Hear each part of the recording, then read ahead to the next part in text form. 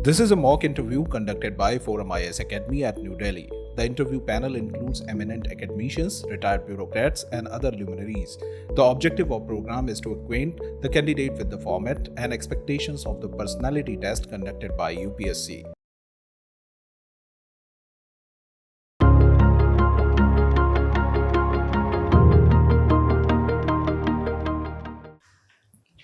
I see you're appearing for the Indian Forest Service. Yes.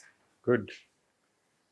Now, since independence, how many forest policies have been issued by Government of India? Sir, two. The third one is in draft stage. One was 1952 and then 1988.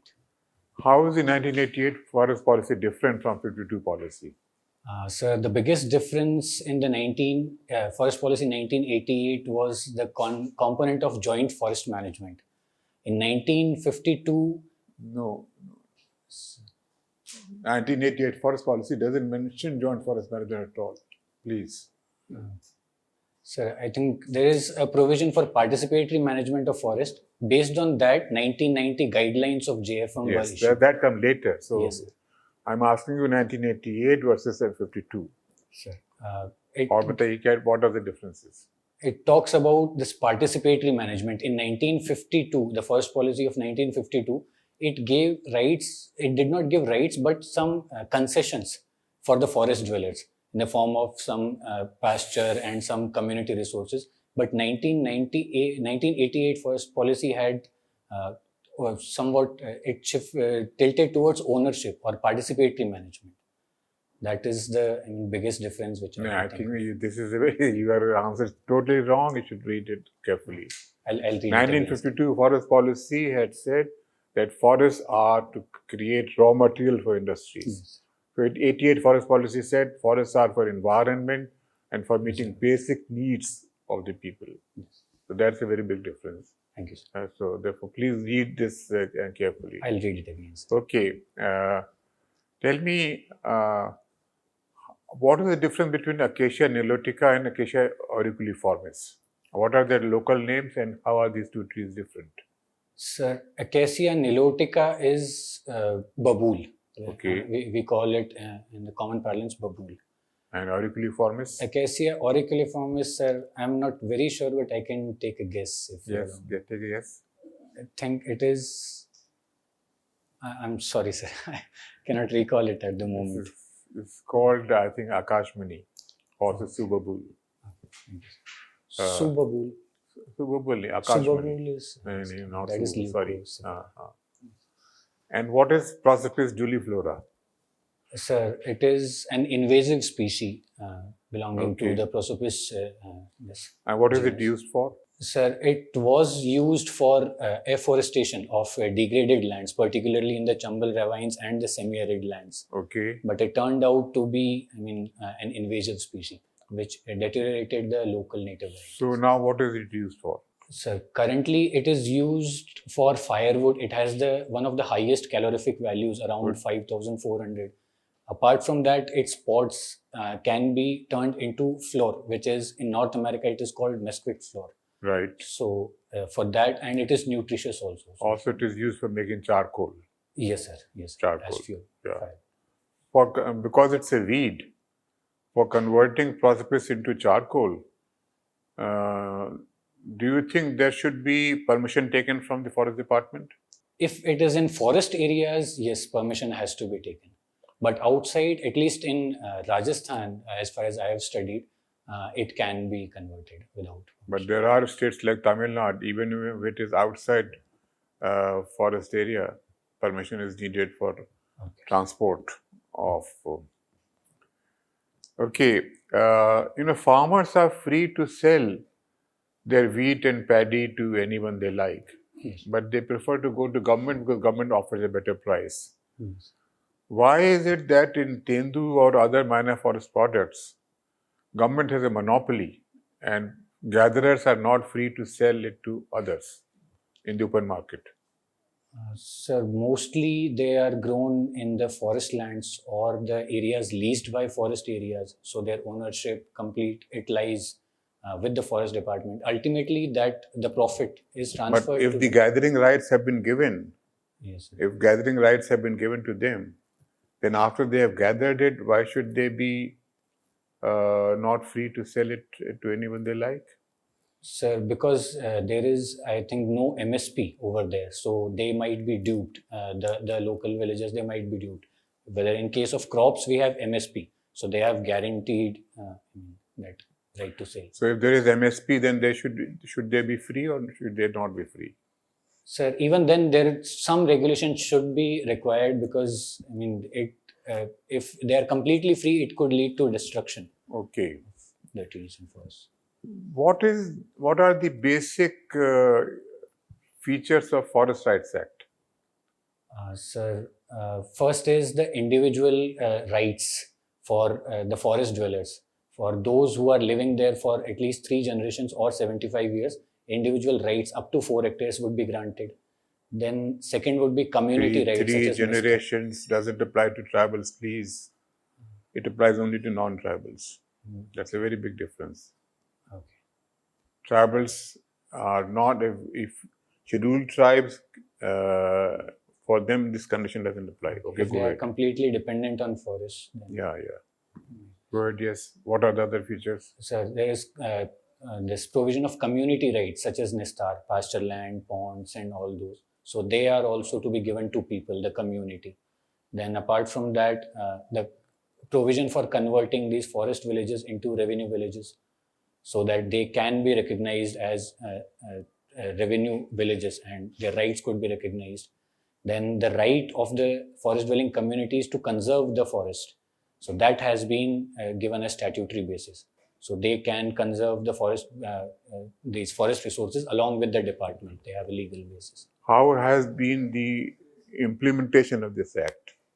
Is it satisfactory, not satisfactory? Which states have done well, which have not done well? Sir, it is not completely satisfactory because still there are many claims which have been rejected. Chhattisgarh and Odisha, I guess, have done very well in this regard. But states such as Rajasthan, although Rajasthan has approved more than 50% of claims, but due to lack of awareness, the claims themselves are very low. For example, Rajasthan has around 8% population of scheduled tribes, but the claims are only 1.77% of India. So the awareness component is low. Then rejection at the sub-divisional level committee and district level committee. These are some of the issues. Lastly, tell me, it is generally felt that officers of the forest department are not very popular with NGOs. NGOs don't like them. Why is it this rift between civil society and forest department? Sir, actually, forest officers, they have to think about both the people and the forest. But there are NGOs who are working only in one domain, like NGOs like Greenpeace, they are working only for the environment and this forest. And there are NGOs who are working only for tribals. Okay. So there would always be a tussle between the different NGOs and forest departments, forest officials. They have to balance the interest of both the forest and the people. So I guess sometimes it is difficult to satisfy all the actors, all the stakeholders. Okay, go ahead. Okay, Vinod. Yes. So you are an electrical engineer. Yes. Then you moved to Coal India. Yes. What was the role of electrical engineer in Coal India? Sir, the electrical and mechanical systems. I was in the E&M department, electrical and mechanical, and our duties encompassed the maintenance of substation and the electrical machinery, as well as the pumps, the dewatering pumps, and the light vehicle section. So this was the responsibility of E&M. Okay, so where were you posted? So I was posted in Vani, Maharashtra. It was in and why did you leave your job? Sir? Why did you leave your job? Sir, I realized that I was not doing justice with the job along with my preparation for civil services and forest services. So you're not working anywhere? Currently? No, sir. I resigned in 2016. Since then, I've been preparing. So you're giving the civil services examination also? No, sir. This time I did not appear for civil services. I appeared only for forest services. Last year, I appeared for civil services interview. Why the role of forest service officers will be very critical in the next 2-3 decades? Sir, it would be definitely very critical because environment and climate change is one of the most pressing issues facing humanity. And with regard to India's ambitious commitments, INDCs, the role of particularly the commitment of creating 2.5 to 3 billion tons of carbon sink, the role of forest officers would become very crucial. Apart from these afforestation and all, forest officials also have role to play in poverty alleviation and all through minor forest produce, through provision of pasture lands and all, development of livestock. So to eradicate poverty as well as achieve the goal of this $3 trillion economy also, the role of forest officials would be very crucial. You are from Rajasthan. Yes. Can you name some common tree species of Rajasthan? Sir, the most important is Prosopis cineraria, which is Khejdi, the state tree of Rajasthan, which is also called as Kalpavriksha. Apart from that, we have Acacia catechu, which is Khair, then Ailanthus excelsa ardu, and then Acacia nilotica, and then we also have Eucalyptus. Can you tell me something about Wildlife Crime Control Bureau? Sir, it is a statutory body created under the Wildlife Protection Act to control and regulate the trade in wildlife, especially those species which are protected under CITES. So it is also to in fulfillment of our obligation towards CITES. Okay. Do you think exotic pets should be allowed to be kept as pets, exotic animals? And don't you think it will help in conservation efforts?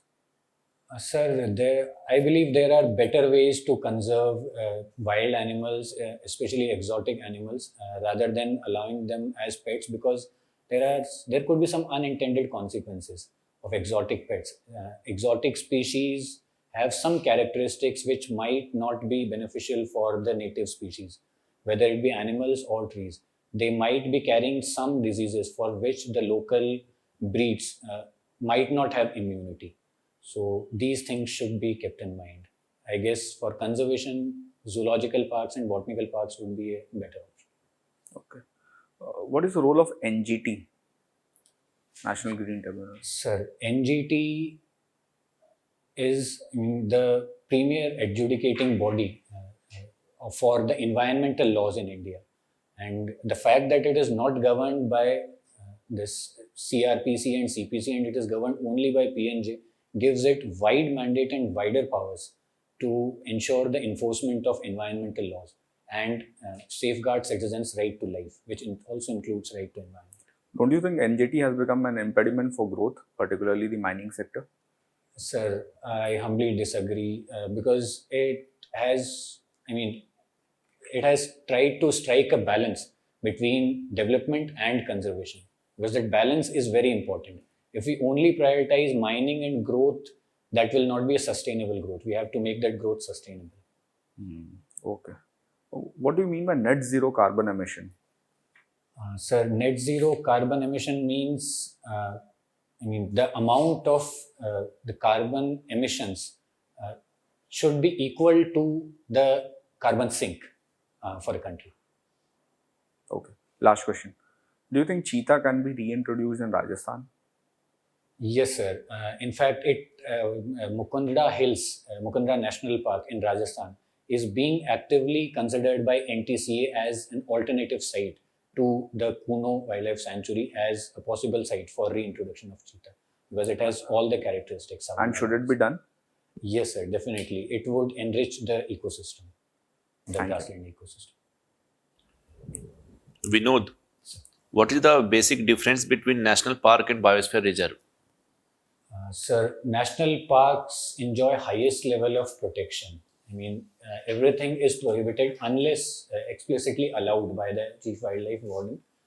And biosphere reserves are somewhat bigger term, but they do not enjoy that strict protection as it is in national park. Then national parks could be created for conservation of a particular area. Biosphere reserves could include more than one national park. Like Nilgiri Biosphere Reserves contains 3 or more national parks. Bandipur is there, Agasthyamala is there. And Is grazing of animal is allowed in national park or not? No, sir. In national park, it is not allowed. Okay. So, in Rajasthan, how many there is biosphere reserves Sir, there is no biosphere reserve in and Rajasthan. national park? Sir, there are 3 national parks. Total, I am asking about total national park Total in 3 Rajasthan. national parks. So there are 3 national parks: Ranthambore, then this, Kevladev, Ghana, and Mukundra Hills. Apart from that, there are 2 wildlife sanctuaries. They have national park in their names, but they have not been finally declared as national park. One is Desert National Park, and one is Sariska. Where is Desert National Park? Sir, that is in Jaisalmer and Barmer district. Jaisalmer and Bardmer. Okay. What is CAMPA scheme?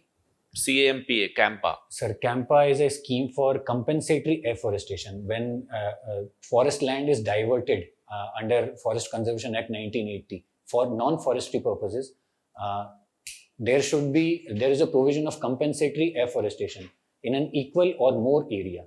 So CAMPA is an authority which is made to oversee those afforestation efforts. This is a central government scheme or state government scheme? Sir, central government scheme.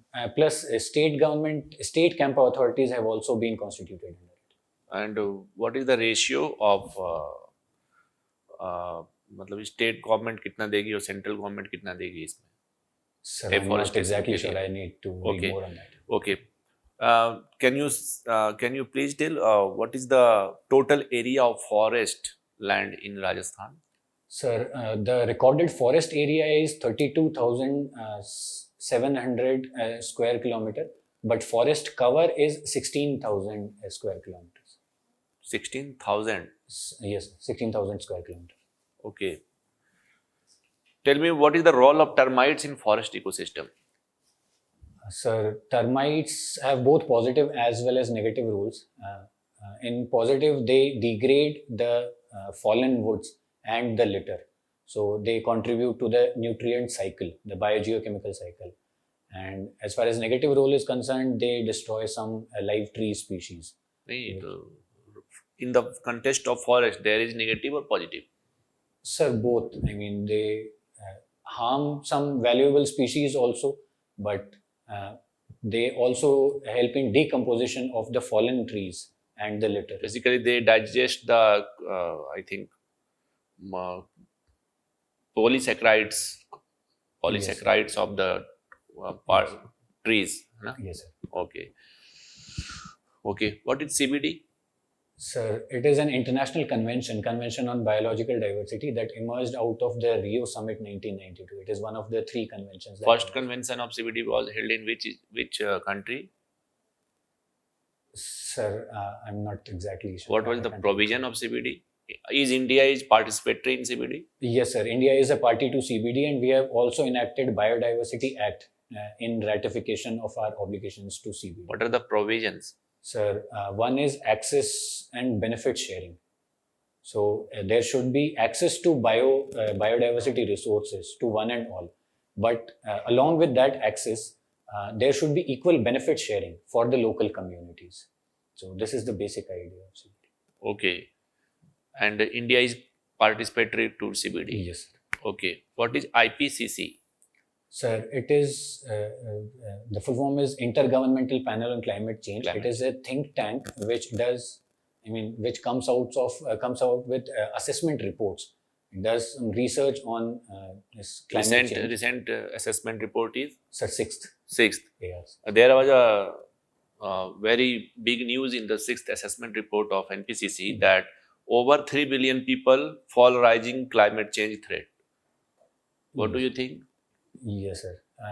According to IPCC Assessment 6, even if we follow all the INDCs, the current INDCs of the country, still there would be a net increase of more than 3 degrees Celsius in the global climate, which is much above our target of 1.5 or 2 degrees Celsius. So 3 billion people, especially those living in the developing countries and living near the coast, they are at risk of becoming climate refugees. They also cited the rise of oceanic level. How much level rising of the ocean they mentioned?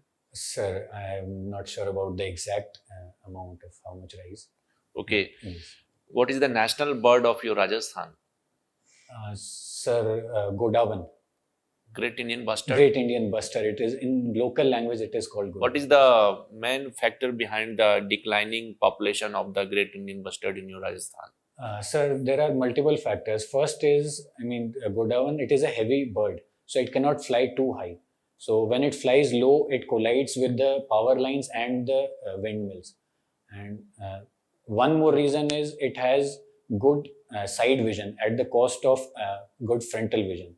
So it cannot sight those power lines from distance. So it cannot maneuver very fast. So that also becomes a reason for its decline. So It is mentioned in which class? Critically endangered, endangered, so it or is critically endangered. critically There are endangered. very few IUCN list. Yes. Okay. Last question, Vinod. If we destroy all the mangroves, all the coral reefs, what will affect in the carbon sink of the ocean? Sir, it will be Carbon sink, you know? Yes, sir. What will it affect to carbon sink? Sir, it will be a very big negative impact on the carbon sink because mangroves and coral reefs constitute much of the carbon sink in the ocean. What is carbon sink? Sir, the stored carbon, which is stored in the form of, Stored carbon, excess carbon. Na? excess carbon, which is stored in the mangroves. Only carbon or CO2? Sir, it would be stored in the form of carbon only. When it becomes CO2, it will come out to the atmosphere. What will causes extreme carbon level in the environment? Sir, fossil fuels, vehicular pollutions, they will cause, and plus degradation of forests. So the stored carbon, the peatlands and all, the stored carbon is released in the form of CO2. So Vinod, you worked with Coal India Limited. When were the coal mines nationalized? Sir, 1975. And what, 70? 1975, I guess. 75. Yes. Okay. What were the reasons for nationalization? Sir, there were multiple reasons. One was they were fragmented. So the economies of scale were not realized. There were very small uneconomical mines. So there was a need to amalgamate them. Second was the illegal mining and the mining mafia. This was also a very big So the mining mafia, had it been curbed after nationalization? Sir, to a large extent, because they came under the control of a single company. So there was a uniform mining system and uniform system of supervision. So what was the arrangement earlier? Who operated the coal mines? Sir, they were in private hands in the industry. And was the government earning anything in for private ownership? Sir, pardon? Sir? Was the government earning anything? Yes, sir, in the form of royalty. Okay. Okay. Tell me, what is the carbon footprint of coal? Sir, exact, value? Yeah. I'm Okay. not sure. So if you were to compare with coal and oil, which one has higher carbon footprint? Sir, I'm not exactly sure, but I can take a guess aloud. Yes. Sir, I think coal would have... Coal has a higher footprint. How will you measure? I mean, I'm not asking about the value, but in how will you measure it? The carbon footprint. The amount of Yes. carbon it releases. Yes. in the atmosphere. Per unit of weight of per unit what? Per unit of the fuel which we burn, amount of carbon. Will it carbon be weight? dioxide. Will it be weight? Yeah, I guess yes, sir. Don't you think the calorific value you'll have to take into account? You should measure in terms of energy that you are getting. So 1 unit of energy, how much that you need to burn and how much carbon it emits. Yes. Which one will be more efficient measure to me? I think yes, sir. Calorific value would be And the I guess weight. more efficient. Okay, all right. So who publishes the State of Forest report? Sir, the Forest Survey of India. And what is the duration? Sir, every 2 years. Every 2 years. Very good. Can you tell me the definitions of forest that are covered in the report? Sir, there is a legal definition of forest which says all the area which is recognized by the state government as forest, it comes under recorded forest area. Then there is one is called forest cover. Forest cover is all those areas more than 1 hectare in area and more than 10% of canopy cover. They are covered under forest cover. Then the third term is tree cover, which is less than 1%, 1 hectare and less than 10% of the Okay, canopy. there is another definition of open forest, very dense forest, scrub. Yes, sir. What are those? Can you tell that classification? Yes, sir. It is based on the canopy density. So, very dense forest is those forests which have more than 70% of canopy density. Then comes moderately dense forest, which have 40 to 70% canopy density. Then open forests are 10 to 40% canopy density. And below that, it is scrub. Scrub. Okay.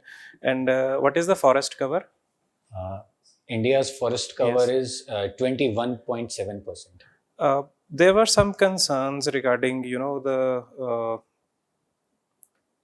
the forest growth that is happening. The report says that, the forest cover has marginally improved. Yes. But some of the environmentalists, they were not very happy with this growth. Can you tell me the reason? What are the concerns that they were raising? Yes, sir. One concern was in methodology, that all the areas more than 1 hectare and more than 10% canopy density were considered as forest.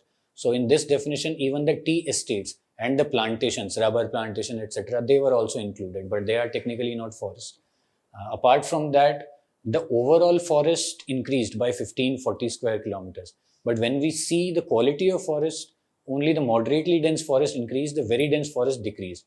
Apart from that, the forest areas in northeast, which are inviolate and more, better forest, they decreased. Then the forest areas in tribal areas, they also decreased. And apart from that, forest areas on hill slopes, they also decreased.